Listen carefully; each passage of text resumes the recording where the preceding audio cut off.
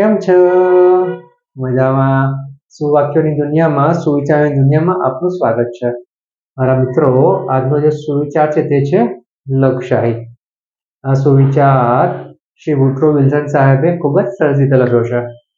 તેમાં લખ્યું છે કે લોકશાહી, ડેમોક્રેસી એ સરકારનું ફક્ત એક સ્વરૂપ નથી, પરંતુ લોકશાહી તે સિદ્ધાંતોનો સમૂહ છે. મારા મિત્રો, વાત થોડી અટપટી છે, થોડી ઊંડી છે, પરંતુ આપણે સમજવું હોય તો સમજી શકાય છે કે આપણામાંના ઘણા લોકો એવું માનતા હોય છે કે લોકશાહી એટલે સરકાર, ડેમોક્રેસી એટલે ગવર્મેન્ટ. એ વાત થોડા અંશે સાચી કહી શકાય, પરંતુ જો સાચામાં આપણે ઊંડા ઉતરવું હોય તો એવું કહી શકાય કે જ્યારે સારા વ્યક્તિઓ ભેગા થાય છે, આ વ્યક્તિઓ પોતાના સિદ્ધાંતોથી કામ કરે છે, આ વ્યક્તિઓનો એક સમૂહ બને છે અને આ સમૂહ જ આગળ દેશમાં કામ કરે છે, આગળ વધે છે, ત્યારે સાચા અર્થમાં લોકશાહીનું સિંચન થાય છે.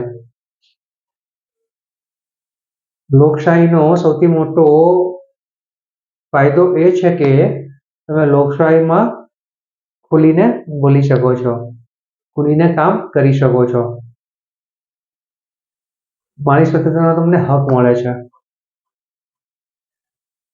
એટલે જો આપણે લોકશાહીને સમજવી હોય, લોકશાહીને સાચી રીતે માણવી હોય તો આપણે પોતે પણ આપણા પોતાના સિદ્ધાંતો બનાવવા પડશે. આપણા પ્રિન્સિપલ્સ તૈયાર હોવા જોઈએ કે અમુક કામ હું નહીં જ કરું, અમુક ખોટી વસ્તુ તો નહીં જ કરું. જો આવા સિદ્ધાંતો આપણે આપણા જીવનમાં બનાવી લઈએ તો ફક્ત ના આપણે આપણું જીવન સુધારીશું, પરંતુ સાથે સાથે આપણા દેશનું પણ કંઈક ભલું કરી શકીશું. અને ત્યારે જ આપણે સાચી લોકશાહીને માણી શકીશું.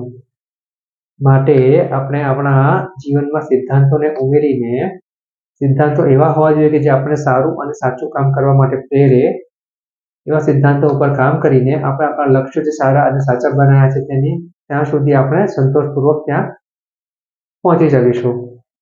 જરૂર છે સારા સિદ્ધાંતોને આગળ લઈ જઈને દેશમાં જે સારી અને સાચી લોકશાહી છે તેને ખરેખર સાચા અર્થમાં માણવાની. બરાબર? આજથી જ આપણે આપણા સિદ્ધાંતોથી કામ લઈશું અને આ દેશની જે સારામાં સારી સાચી લોકશાહી છે તેનો આપણે આનંદ ઉઠાવીશું, તેને આપણે માણીશું. Thank you.